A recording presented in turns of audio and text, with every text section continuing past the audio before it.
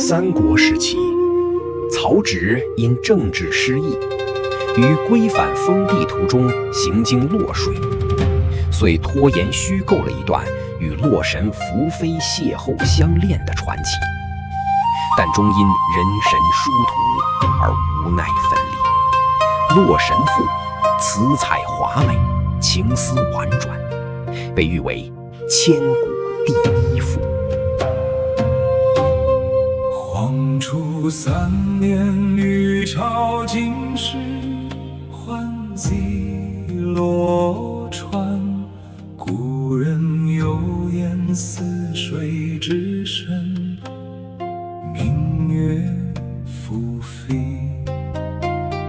感宋玉对出望神女之事，虽作四赋其次乐。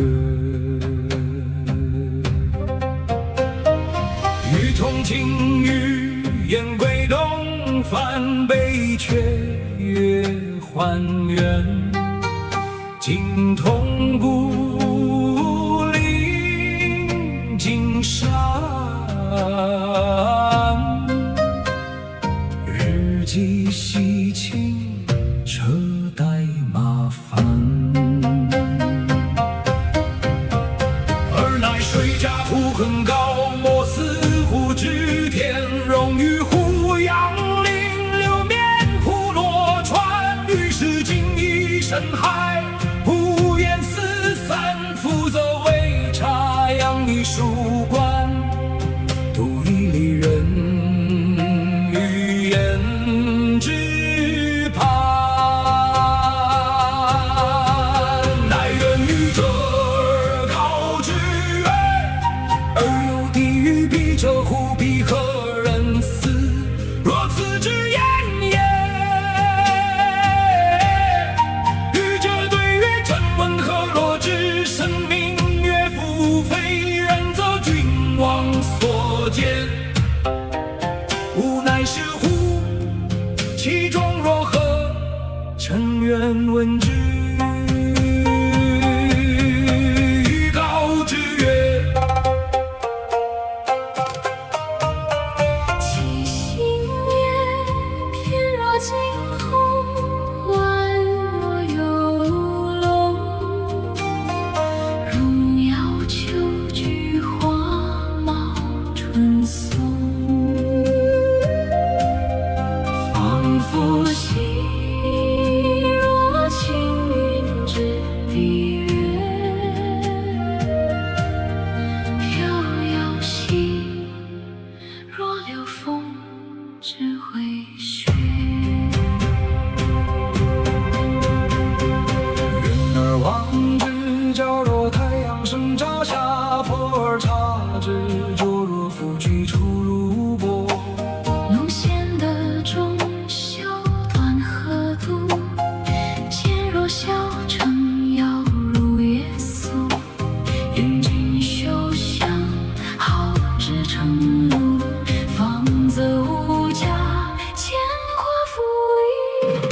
云起而秀眉连间，丹城外来，皓齿内现，明眸山来。别负成全。归醉眼已经体现，柔情戳太美语言。起伏光是故乡影图。雨落一枝璀璨兮，而遥彼之画句。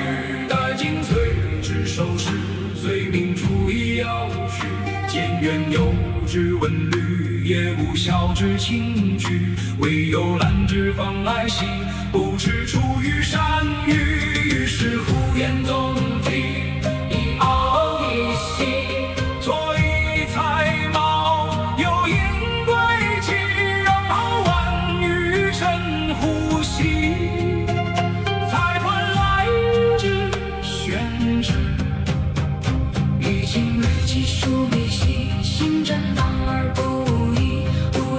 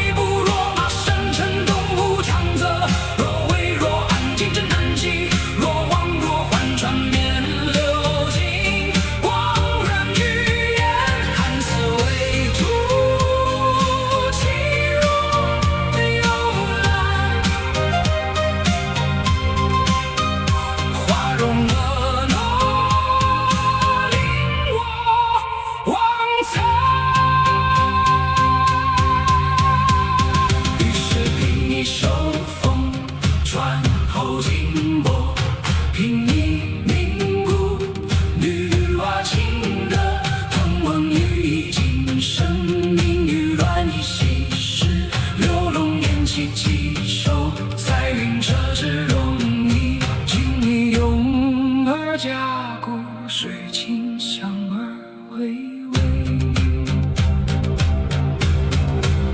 于是越背之过南港，一宿领会清扬，灯烛春意虚言，针脚接着大当，恨人生着到熟悉，原声念之莫当，刚落眉眼啼兮，泪流尽之朗朗，刀让会只用绝息，爱时而一笑。不为青山兮，身江南之名港，虽剑出于太阴，长期心于君王，忽不其所身，长生笑而闭关。于是北下临高，足往深流，一径相向，故往怀愁，既灵体之复兴，于行舟而上溯，复长船而往返，四面。